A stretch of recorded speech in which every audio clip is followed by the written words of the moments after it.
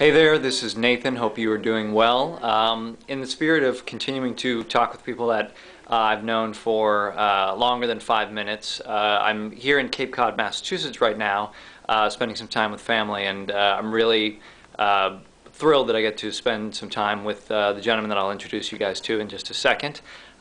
He's known me for my entire life, and it's been a real pleasure for him to be involved in my life. And so I want to introduce all of you to Jeff. Hi, Jeff. Hi. How are you doing? Good. Good. Well, Jeff, you know, I have learned so much from you, and I was curious, you know, as I'm figuring out, you know, what's important to me and what I'm doing in this world. I was curious, you know, after with all of your years, what do you think? What is important to you in terms of life? You know, what You mean of my own life? well, what do you think is important to focus on? I guess is because that's what I'm looking to do. It's like what do I want to focus on? I think that most of us should focus on a career, something that we really enjoy doing, something we want to do, something we can make a living at. Mm-hmm. That's my feeling about that. Now, I'm really interested in learning more about, communicating effectively and talking with people and really understanding other people. Mm-hmm. What is, for you, what's key to good communication? Listening. Yeah? I think that's the one thing that people don't do enough of. Yeah. Listening, because you can hear some profound wisdom by listening to people. Is that something that has always come naturally to you, or was that something that you remember, like you were like, you know what, I really want to become a better listener, or was that something that you always felt like you were just able to do? Well, I think I was more or less. It was one of those things that I had to listen, because I had a father that pointed his finger in my face and said, "Now listen to me, and listen to me good." And I think after hours of lectures, I learned to listen, and I learned to weigh things out. Mm. Which I think is very important.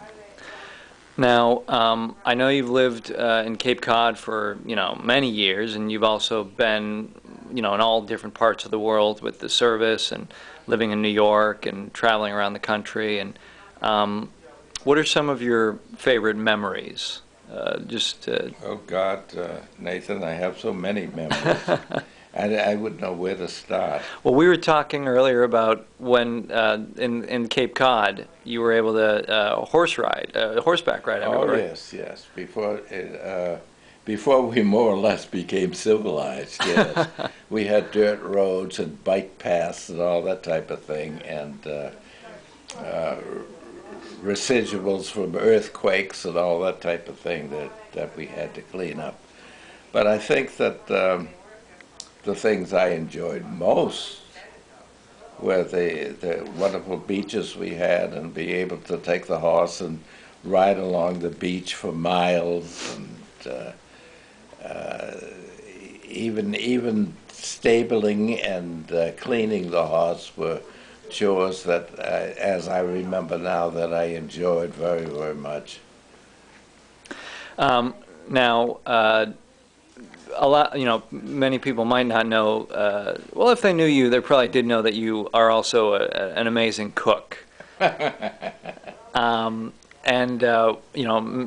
and the rest of our family have benefited from that directly for many years. And whenever I'm always curious, interested when I ask, do you have something that you really enjoy cooking? Everything's kind of the same to you, right? Like you just enjoy the experience. Is that right? I think I just enjoy cooking. Yeah. And experimenting, and making up recipes and doing that thing. I think that's one of the things that I learned at an early age because I had younger brothers, and I used to have to take care for them. Oh, okay. And I remember one time that this was during the Depression, and my sister said to me, "You know, we don't have anything in the house to eat except a frankfurter." Now, what do you think of that? And I said, "Well, give me the frankfurter," and I cut it up in small pieces, added water, salt and pepper, and boiled it, and made a hamburger and made a frankfurter stew. And we all enjoyed it because that's all we had. Yeah. So it's things like that. I think I have learned to improvise.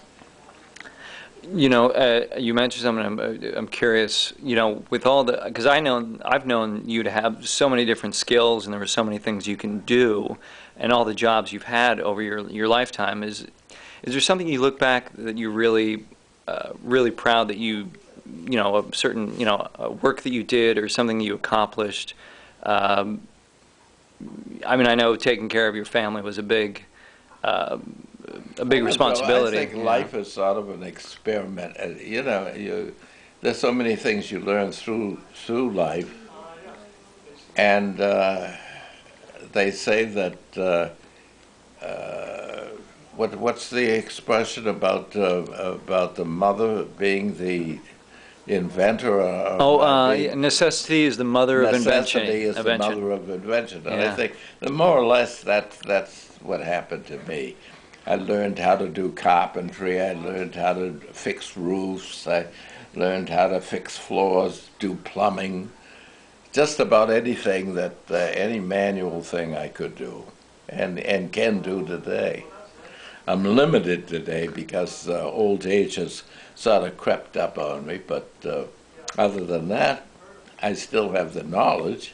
Well, and for those who are watching for this, they will not believe that, you know, the age you are, which I'm 92. 92. It's Yeah. just, you know, you don't look a day. I'm not even going to say you just still look so young, and I think, like you said, it's that your mind is still so sharp. Well, it's sharp. It goes away every now and then, which you probably have experienced watching me through the years, but.